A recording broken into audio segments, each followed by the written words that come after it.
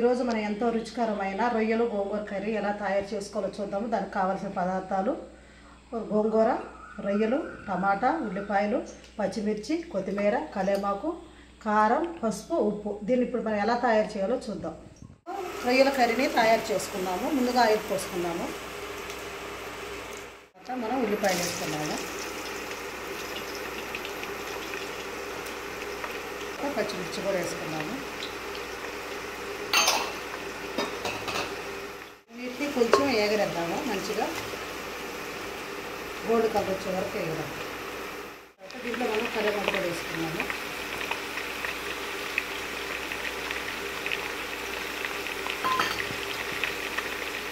కొంచెం కొత్తిమీర,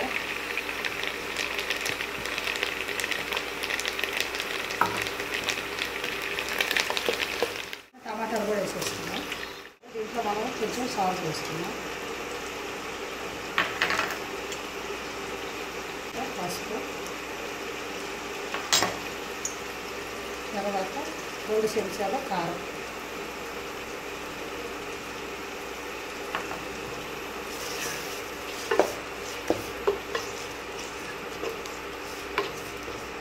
దీన్ని ఒక 10 నిమిషాల సేపు మగ్గనిద్దాము. మంచిగా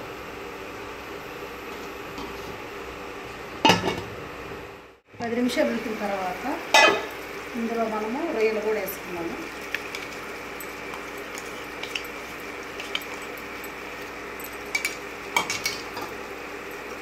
రొయ్యలు కూడా మంచిగా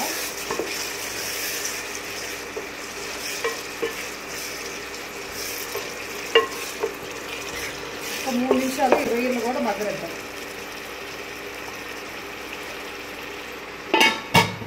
నిమిషాలు మగ్గిన తర్వాత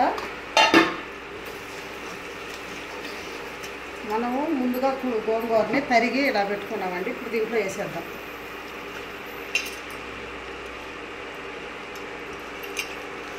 ఇది రుబ్బ అవసరం లేదు, మనం సన్నగా తరిగి వేసుకుంటే సరిపోతుంది. ఇందులో కొంచెం వాటర్ వేసుకుందాం.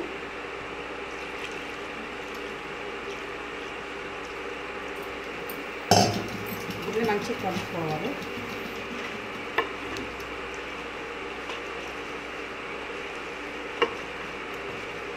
దీన్ని గోంగూర మగ్గిన దాకా ఉడకనిద్దామండి. ఒక 5 నిమిషాలు చెప్పు.